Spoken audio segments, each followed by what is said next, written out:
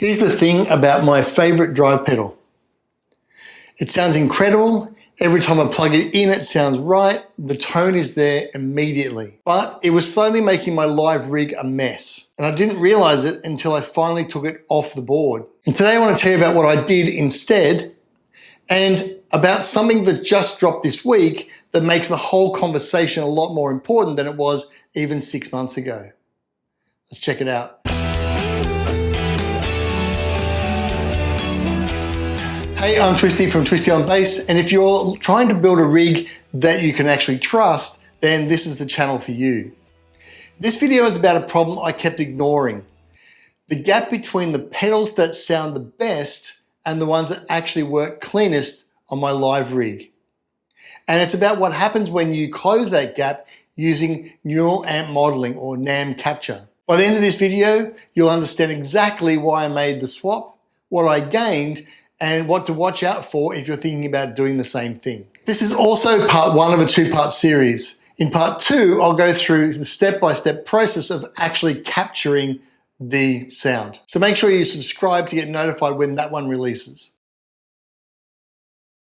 Now, the pedal we're talking about is the EBS Billy Sheehan Ultra Drive, or Ultra Signature Drive, and it sounds exactly right for my tone. It adds a nice throaty growl to the tone, which is something I just haven't been able to get through any other pedal.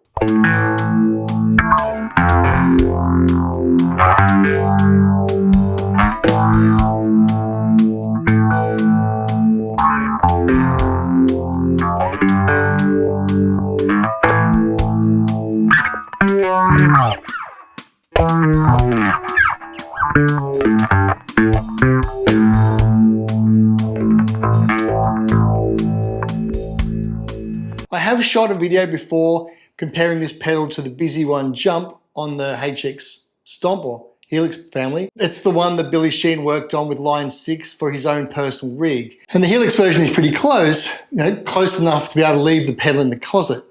But moving to the Anagram, to be honest, I've struggled to get a comparable distortion sound. Now, don't get me wrong, the Darkglass models are fantastic, but they just aren't my sound. So I've started to add the ultimate drive to my rig. But here's the live rig problem I've just caused myself. To run this pedal, I've got to run it through the external loop of the Anagram. Go out through the send, and the return, out through the pedal, back into the return. It means a separate power supply on the board or buying something like the Walrus Audio Canvas HP or the Chockstick C7, which adds a bit of weight to the board. And it means one more point of failure and one more thing between me and a gig that goes without incident. And more importantly for me, it means mounting my Anagram to a pedal board, which adds bulk to my ideal rig. I've kind of liked the compactness of the Anagram all-in-one unit design for my live rig. It just packs into a small bag and is off. The pedal was great, the sound was good, but the solution wasn't. If you're new to neural amp modeling, here's the short version.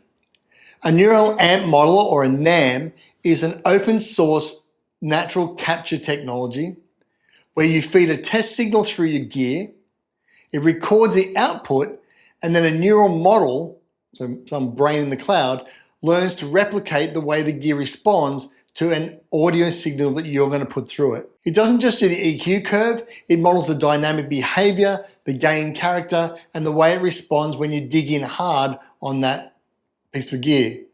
And the result is a small file that you can load into a comparable device. The Darkglass Anagram is one of those devices, and you then load this into your preset using either the neural amp loader block or the neural pedal loader block, depending on whether you categorized your capture as an amp or a pedal. The key thing is that the capture then replaces the physical pedal in your chain. So instead of going out through the effects loop, I'm now going through a block or a neural block.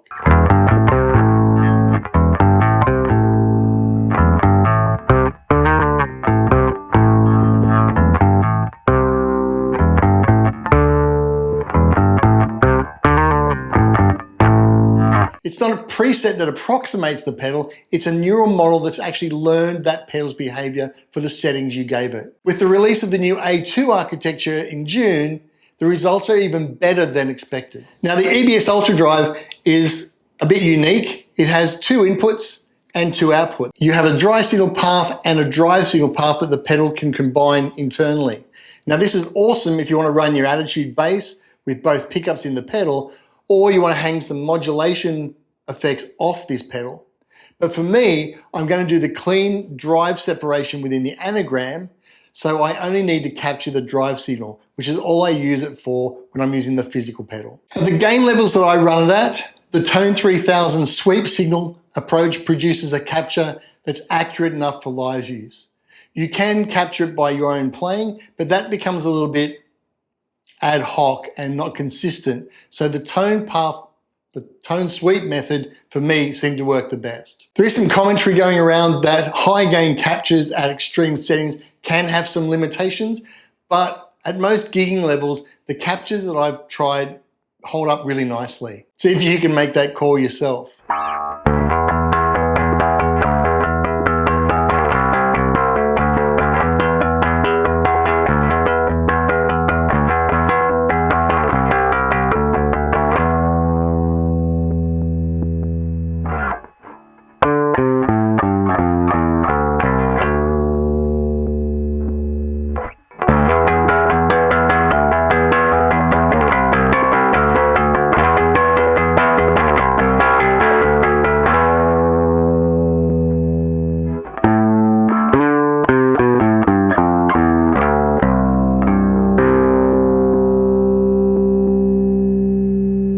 If you're finding this useful, hit the subscribe. Part 2 for the walkthrough of how to actually build the capture is coming up, and you don't want to miss that.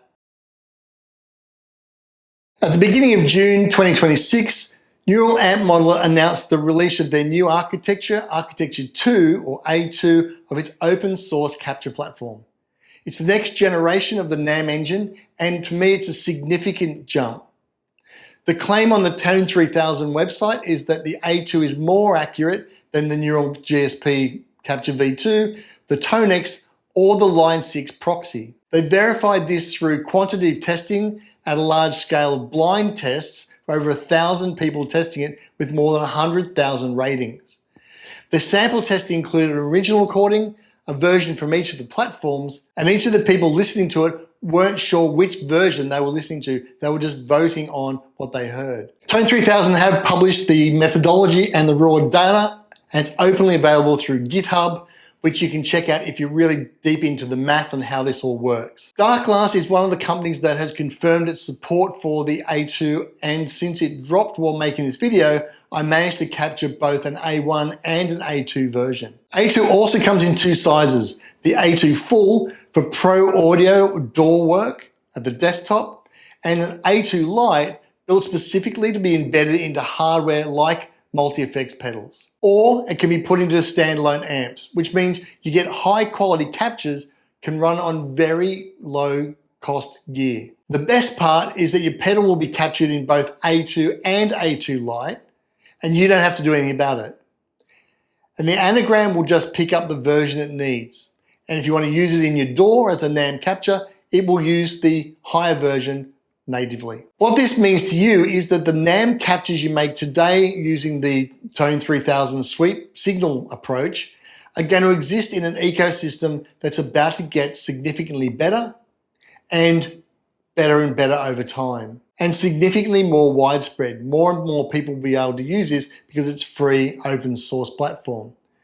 The captures don't expire, they just get trained better over time. So the version that I uploaded for A1 was then processed without me knowing about it to A2, allowing me to be able to download either the A1 or the A2 version. Following that logic, I expect that when the A3 architecture is available in the future, my capture of my Billy Sheehan pedal will be even better then. This means that the workflow that you learn now to capture your devices transfers into future updates without you having to learn a new process or a new capture technology. I'm pretty impressed with the outcome. My board is simpler. I have 2 fewer cables and 1 fewer power tap to find. The FX Floop is now free for something else if I need it, or nothing, which is how I like it.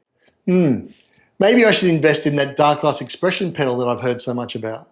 And importantly to me, I'm back to that compact travel size rig that I like. And more importantly, the tone is consistent every gig. The capture runs inside the Anagram's processing chain, not outside of it like the FX Loop, which means it sits in the same signal path, the same output gain structure, and the same routing. There's no external device responding differently to environmental conditions, power supply quality, or cable length. Do I miss having that extra physical pedal? Well, honestly, for me, no. Okay, I don't get to jump on the boost pedal in the event that I wanted to do a wild Billy Sheehan-like solo. And I can't just change the tone or the drive settings without having to create a separate capture. But the reality is my signal chain is pretty consistent, gig to gig, venue to venue. And the audience is going to hear the same thing out of my bass and my hands without me having to make any changes. And really, nobody wants to see my Billy Sheehan impersonation. It's not that good.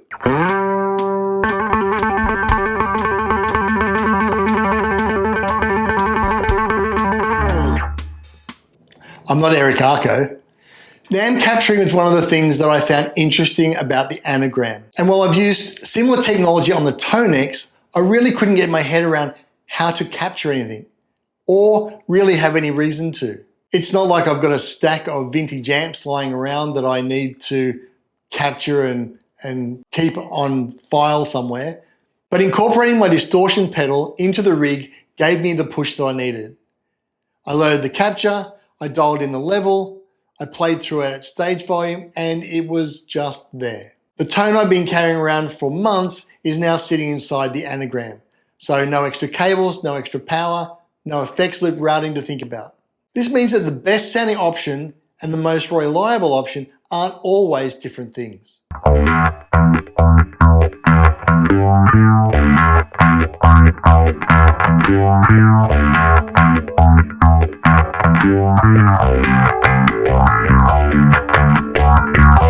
Sometimes you just need a better way to carry the sound. Is there a downside to this capture? Well, it's a capture of a specific pedal setting, not a model of the pedal. So if I want a little bit more distortion, or to change the compression settings, or the filter, I need to make another capture. But I think I can live with that. And if I can't, the Anagram will support a number of NAMM plugins in a single preset. I think the number is 3. Let me know in the comments if I got that wrong. Which means I can swap around between different configurations of the pedal inside a single preset with stomp control boxes. So if you're running a modeler live and still carrying a physical pedal for tone reasons, not for the flexibility and not for the switching, but just because that pedal sounds better than what you can get in your model, then it's worth asking whether a capture could do the same job with fewer moving parts. And that question's getting easier to answer as the NAMM ecosystem grows. With the new A2 architecture landing, I think that's definitely something you should start considering if you've got that favorite pedal that maybe you don't want to take out anymore, but you can't live without the sound.